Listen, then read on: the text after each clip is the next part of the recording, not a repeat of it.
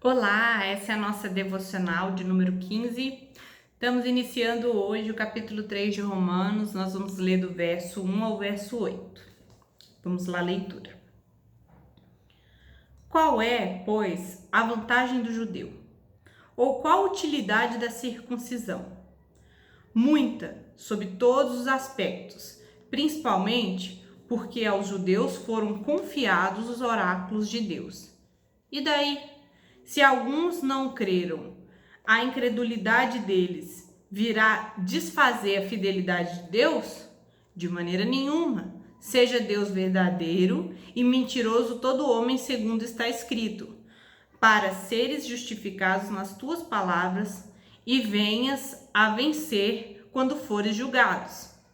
Mas se a nossa injustiça traz à lume a justiça de Deus, que diremos? Porventura será Deus injusto por aplicar a sua ira? Falo como homem, certo que não. Do contrário, como julgará Deus o mundo? E se por causa da minha mentira fica em relevo a verdade de Deus para a sua glória, por que eu sou ainda condenado como pecador? E por que não dizemos, como alguns caluniosamente afirmam que o fazemos? Pratiquemos males para que venha bens. A condenação destes é justa. Desculpe aí o erro, gente, na leitura.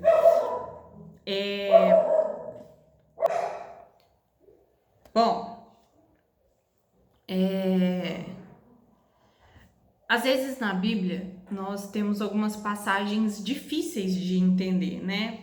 E uma vez o John Piper, que é um pregador batista americano, ele disse que Deus, né, dá essas passagens difíceis para que a gente se esforce, né, em extrair da palavra de Deus o melhor, né? Deus quer o melhor de nós, então é necessário o esforço da nossa parte. Então, é necessário isso, né, que haja esse esforço.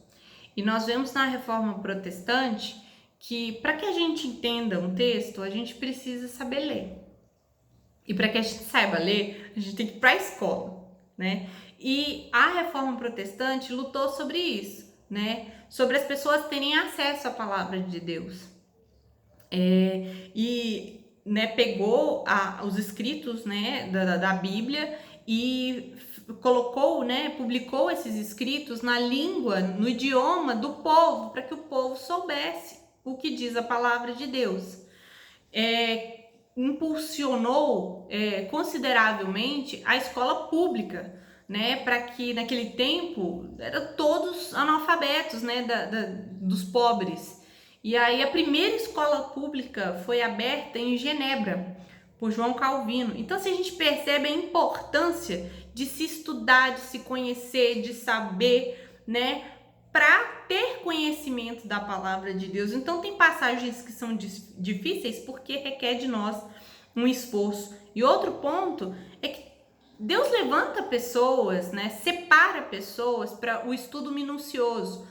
Nós não temos a oportunidade de ficar estudando, consultando diversos livros da palavra de Deus, porque nós vamos trabalhar, cuidar da casa, da família, mas Deus separa pessoas, né, para fazer esse trabalho e trazer bons livros, mais os comentários da nossa Bíblia, né, que nos auxilia tanto nos estudos bíblicos, né? Então, Deus às vezes usa passagens difíceis para mostrar que não é só abrir a Bíblia e ler, a gente precisa, às vezes, de um empenho maior. E eu tô dizendo isso porque essa passagem é um pouco mais complicada, né, do que... Percebem como Paulo escreveu? Lembra daquele opositor imaginário lá, aquele judeu questionador? Então aqui ele tá escrevendo dessa maneira, né? Respondendo, levantando questionamentos desse opositor imaginário. Então, aí nós vemos aqui no verso 1 que se um judeu pode virar gentil e um gentil judeu, né, sobre aquela questão da circuncisão que nós falamos no estudo anterior, qual é a vantagem de ser judeu, né?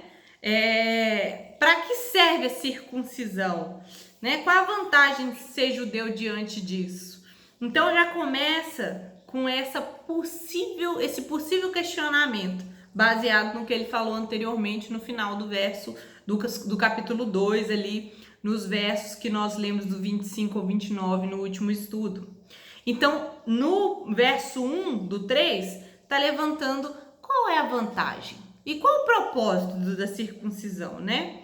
Então, no verso 2, Paulo vem respondendo, né? Muitas vantagens, né? Muitas vantagens de ser judeu.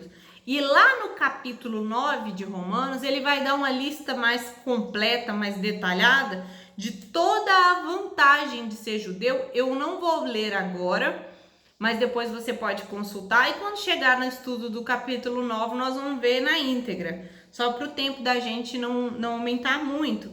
Mas aqui no verso, né, 2 do capítulo 3, ele principalmente fala que aos judeus foram confiados, né, os oráculos de Deus, ou seja, o Antigo Testamento, os escritos. O oráculo é por onde Deus faz conhecer a sua vontade, né? Então, o oráculo ali no tempo de Paulo quer dizer isso, né? Quem transmite a vontade de Deus, e nesse caso, os escritos do Senhor. Em que sentido isso seria uma vantagem, né? Ok, mas no final não adianta de nada, porque Deus deu o oráculo para nós, mas no final o gentil que não recebeu o oráculo também pode ser salvo. Deus revelou a todos, né? Primeiro na consciência, depois na natureza, mas terceiro foi a revelação escrita, que foi feita a judeus, a quem Deus a revelou, né? A escrita na íntegra, então o judeu sabia como agradar a Deus. Então, se Deus deu seus oráculos para os judeus e eles não creram, Deus abandonou o seu povo, isso não seria uma desvantagem para os judeus, em vez de uma vantagem de ter os oráculos? Porque ali os judeus, né, a maioria não creu, né? Porque Paulo, agora nós já estamos entrando aqui no verso 3, né? Que fala assim, e daí? Se alguns não creram na incredulidade, a incredulidade deles virá desfazer a fidelidade de Deus, né? Então o que o judeu está querendo dizer, né? Deus deu oráculo, mas aí o judeu não creu. Aí Paulo está dizendo, e daí que ele não creu? A incredulidade do judeu vai fazer com que vai desfazer a fidelidade de Deus? Né? Essa é a pergunta de volta de Paulo, né? E aí, no 4 que ele faz, ele responde, de modo nenhum. Então, você entende que é um jogo de perguntas e respostas? Paulo imaginando aqueles questionamentos? O raciocínio do judeu era este. Os oráculos foi dado para os judeus. Concorda? Concordo.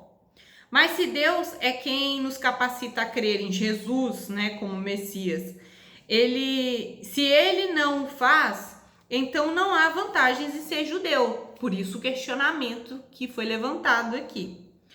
A promessa de Deus não era para todos? Aí o que acontece? Aí o entendimento errado, né? A promessa de Deus não era para todo Israel. A promessa de Deus era para o remanescente fiel, né? Essa era a promessa de Deus. E Paulo vai falar disso também lá no capítulo 9, que nós vamos estudar à frente. Mas é isso. Porque senão, qual era a necessidade de obedecer à lei? E por que a circuncisão, por exemplo, seria inválida se não houvesse obediência, né, à lei? Então, Paulo está querendo dizer isso, que primeiro, o homem ele é responsável pela sua incredulidade, porque Deus se revelou, né, de maneira geral e de maneira especial ali para o judeu, né, com a sua lei. Então, o fato do judeu não crer, né, Paulo está dizendo o seguinte, o fato de vocês não crerem não significa que Deus é infiel.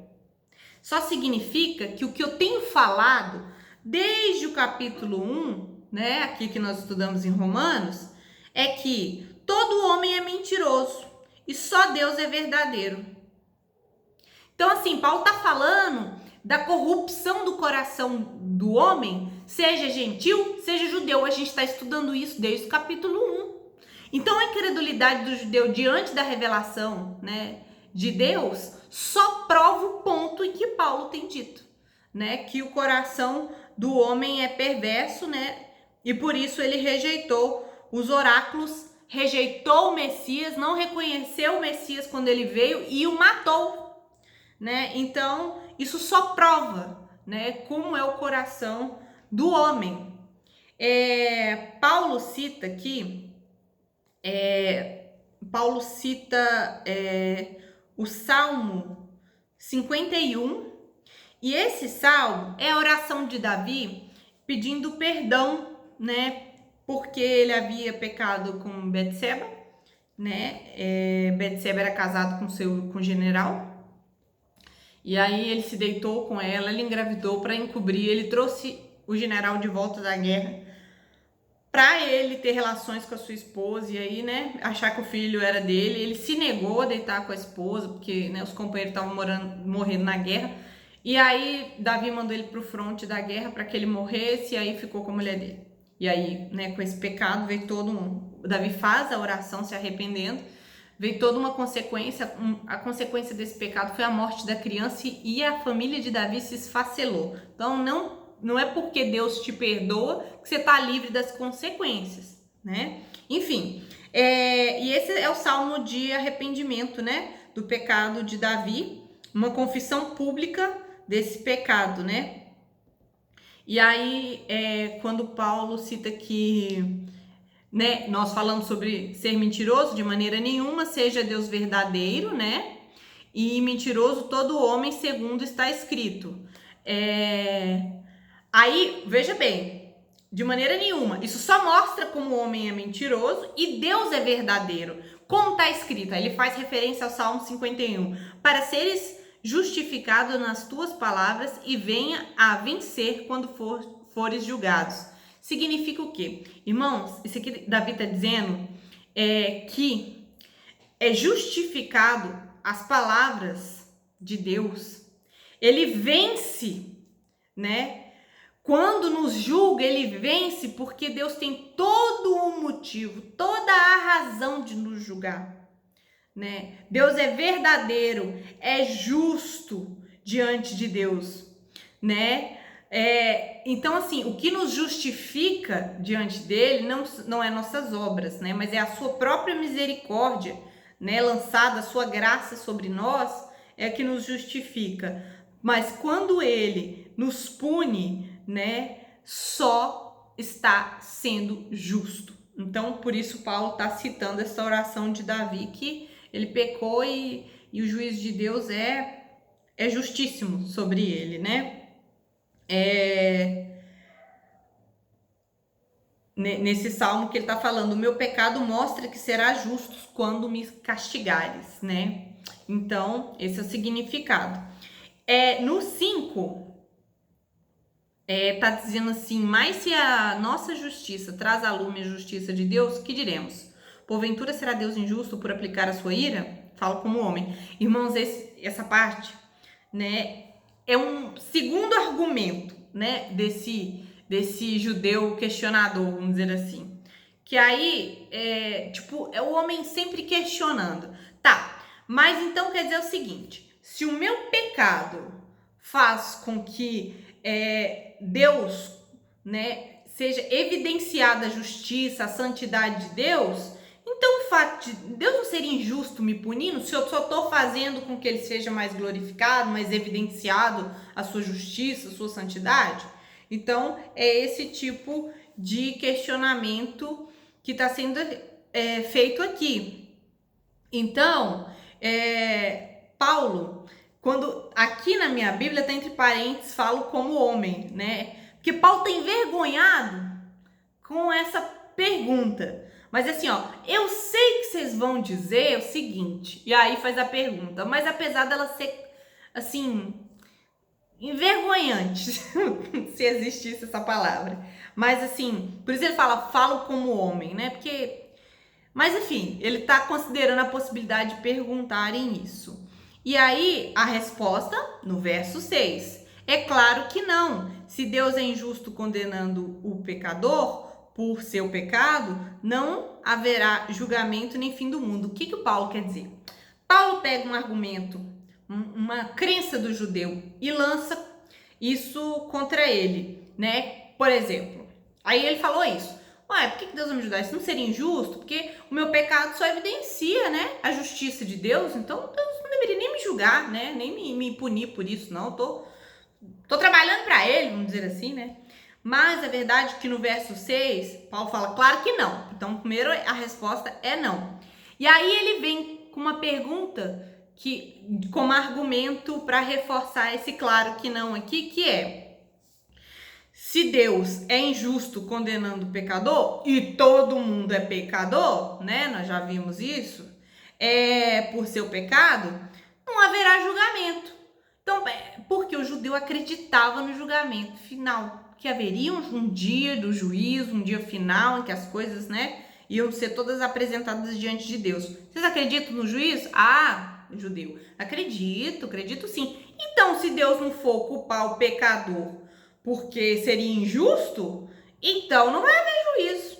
Então, Paulo usa, né, esse argumento aqui no verso 6 contra seu oponente, vira, né, esse argumento contra o oponente. E aí, vem o verso 7.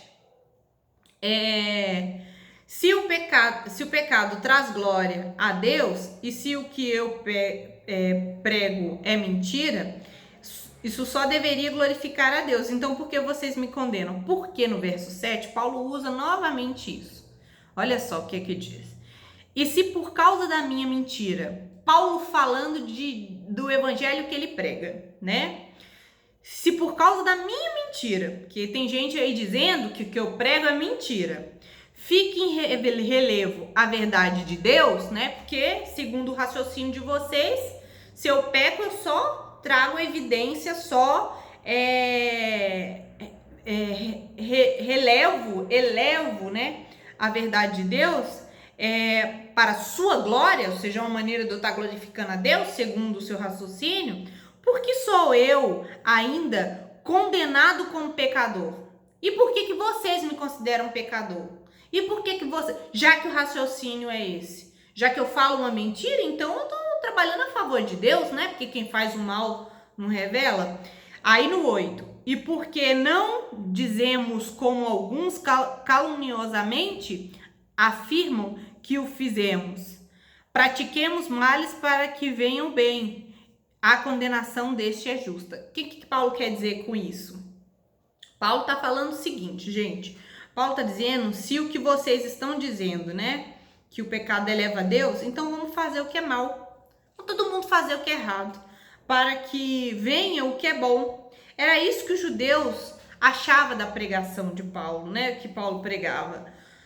Porque eles não entendiam a graça, né? Como a salvação era pela graça e não por obras, os judeus pensavam assim: olha o que esse homem prega, que a salvação é de graça e que assim, não é pelo que a pessoa faz, é pela... E aí, então, isso é perigoso, ele tá deixando as pessoas livres para fazerem e viverem como querem, né, da maneira que quiserem.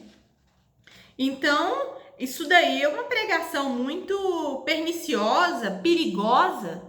E aí, irmãos, foi o embate que teve entre Lutero e a Igreja Católica, né, na Idade Média, porque Lutero falou: não, o justo viverá pela fé. Não, a salvação é pela fé, por meio da graça. Não é pelo que a pessoa faz, não é por quanto ela paga, não é pelos sacrifícios que ela faz. É de graça. A igreja, não, absurdo isso e tal. E condenou ele, né, como herege e tal. Então, até hoje, a Igreja Católica pensa assim, né, que a salvação é pelas boas obras também, né? E a verdade é que nós, evangélicos, às vezes contribuímos para esse tipo de pensamento hoje, né? Por quê? Porque a gente fala, não, a gente salva pela fé, por meio da graça em Jesus Cristo, Cristo pagou o preço do meu pecado e tal, e vive uma vida de pecado, vive uma vida, assim, como se não tivesse problema nenhum pecar, pecar, pecar. Então as pessoas falam, e que evangelho é esse? Que a pessoa, beleza, Cristo morreu e pode viver do jeito que quer, né? E às vezes a gente contribui para isso, né? Que a pessoa se diz crente, mas a pessoa não demonstra fruto nenhum de salvação em sua vida, né? Mais à frente, né? Paulo vai explicar a relação entre o pecado, né?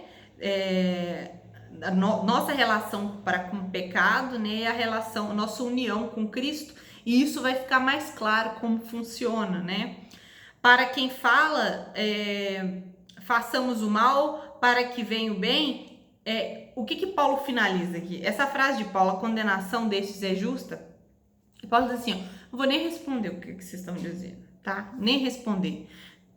Como assim vão fazer o mal para que venha o bem? De onde tiraram isso? Aí, irmãos, é porque a refutação, a resistência à palavra de Deus, ela é tão constante, né? É uma tendência do coração de rejeitar, né, os oráculos de Deus, né? Aqui a palavra do Senhor. E aí, a salvação pela graça, aí vem um monte de questionamentos, né? E aí, a cada um mais complicado que o outro, né? Então, irmãos, a gente precisa entender que há pessoas que vão resistir. Deixa Deus revelar no último dia, sabe? Sinceramente, existem discussões e resistência que mostram que não adianta, aquela pessoa vai ter que esperar para ver Deus voltar e julgar todas as nações para acreditar, né? Onde já será tarde demais.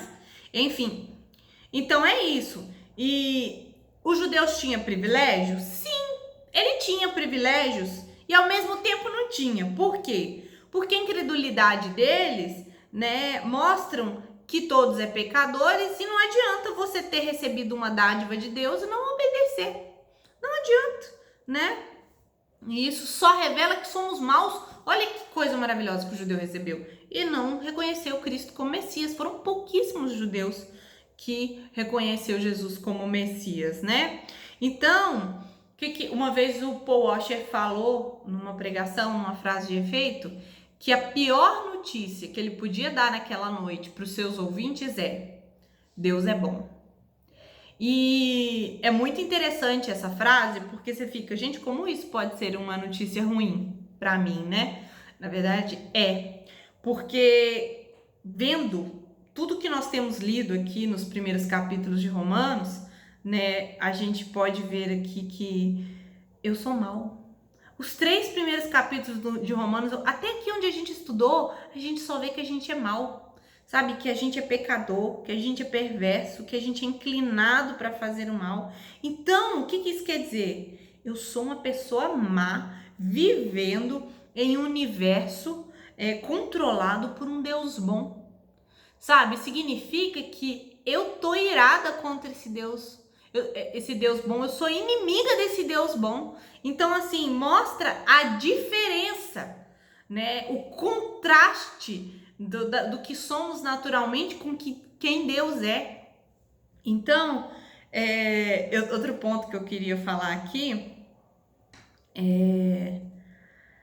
é que a gente não deve brigar no nosso coração, né? Pecados, porque o judeu ali, ele confiou, né, nas suas práticas e abrigou pecados no seu coração. Nosso coração é um lugar para que Deus opere, né? A fé, a graça, a misericórdia dele, nos mudando a cada dia a sua imagem. E assim, irmãos, foi difícil para você entender esse estudo, foi difícil para mim também. Essa é uma das passagens mais difíceis do livro de Romanos, né? O tempo aqui tá refletindo, porque eu precisava explicar um pouco mais. Se ficou alguma dúvida, você pode deixar nos comentários, né? E a verdade é que nós não temos nenhuma desculpa, né, para não honrar esse Deus, né? Então, eu somos responsáveis pela nossa rebelião diante de Deus. É isso que Paulo está dizendo para os judeus, né? E que Deus é justo ao nos condenar. E o que nós devemos fazer diante disso? Nós devemos nos curvar diante desse Deus, nos arrepender da nossa iniquidade, da nossa fraqueza, né? E lembrar que no dia do juízo, né, o Facebook vai mostrar que muita gente que não estudou a palavra de Deus não fez por falta de tempo. Então as redes sociais aí pode mostrar, né, que as pessoas deram muito mais valor, né, na vida às coisas que não são de Deus, né? E assim, sem a palavra de Deus para nos libertar e nos salvar, infelizmente, poderemos cair no mesmo engano desses judeus, né? Porque somos tão pecadores e tão perversos como todos eles. Amém? Vamos orar. Senhor, perdoa-nos, Senhor, por este coração perverso, esse coração mau, Senhor, que resiste, que rejeita a sua palavra, Pai. Deus, nós sabemos que a nossa natureza não é boa. Nós sabemos, Senhor, que se dependesse de nós, nós continuaríamos caminhando para o inferno, porque estávamos mortos em nossos delitos, cegos, ó Deus, nos enganos dessa vida, Pai. O Senhor, Pai, com a tua misericórdia, interviu na nossa história, nos chamou para si. E a tua palavra aqui nos mostra, Senhor, que o Senhor é justo em nos condenar. Por isso, mais uma vez eu oro, Senhor, não nos trate como merecemos, mas nos trate com misericórdia. No nome do teu Filho amado. Amém.